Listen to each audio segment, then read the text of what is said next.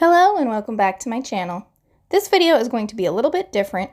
I am going to be showing you how I made a couple of tool holders using cardstock and some glue. To start with, I have this little tube. This actually houses my finger blending brush things that are right at the top of my mat. You can see them in rainbow order. And I have some 8.5 by 11 inch cardstock. Now for mine, or for these, I guess, I did a couple different sizes. The first one I did lengthwise, so they're very long. And all I'm doing is rolling it up using that tube, and I'm gluing it as I go, making sure that it's glued pretty securely. At the end, I do trim a little bit of it off because it's not even anymore, because no matter how much I tried, I could not get it to roll perfectly. So I'm just going to glue the folded half down to make sure it doesn't come apart. And I'm going to glue the very end, squeeze it tight. I'm going to clamp it using a clamp and some reverse tweezers, and I'm going to set it off to the side while I do my next one.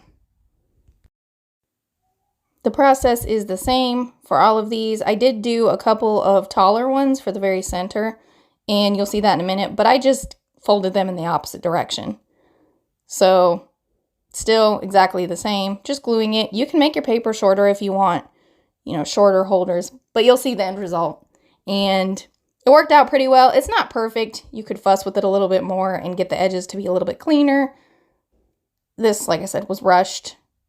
And I had a birthday party to deal with and some other stuff, and I didn't have a lot of time, but I did want to straighten up my desk a little bit.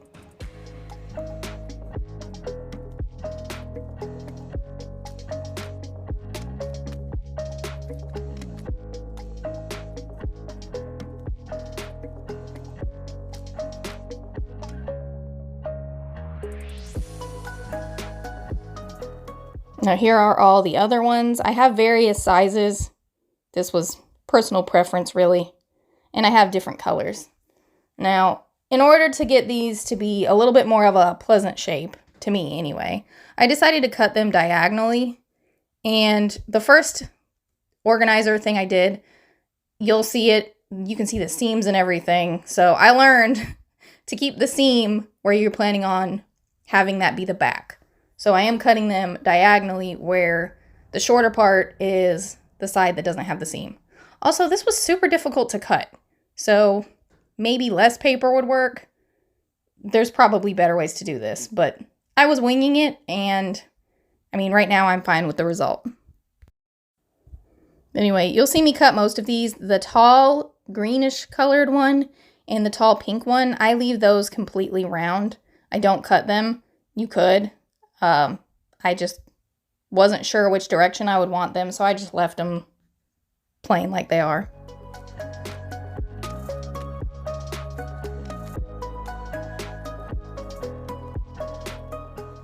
Now that they're all done, I'm going to rearrange them in the order that I would like them to be placed in.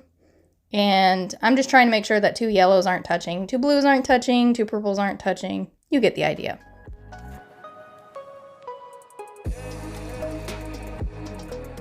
After I have it in the order that I like it, I'm going to rubber band it just to keep it in place while I try to glue it. So I'm going to bust out my hot glue, and I am going to glue all the connection points between each of the rolls. So this is fairly simple. Just get it low enough where the glue's not going to show.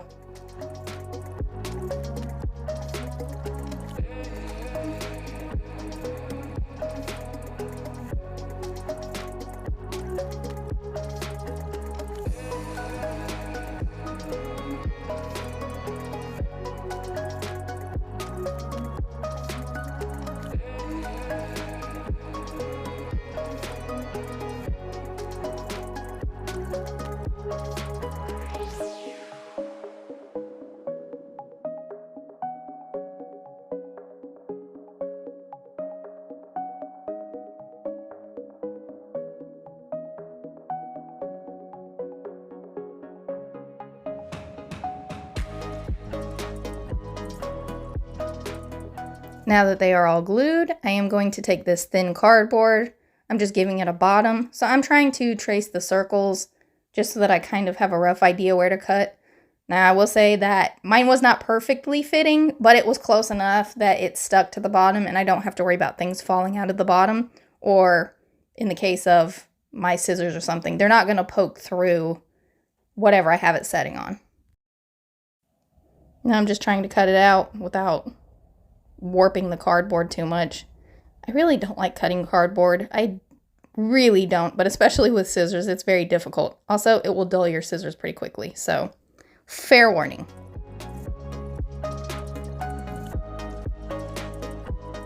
Now that it's cut out, I'm just going to add a line of hot glue all around the edges, and then I'm going to attach the rolls to the top of this. It's not perfectly symmetrical, so you do want to make sure before you set it down that you have it in the right orientation.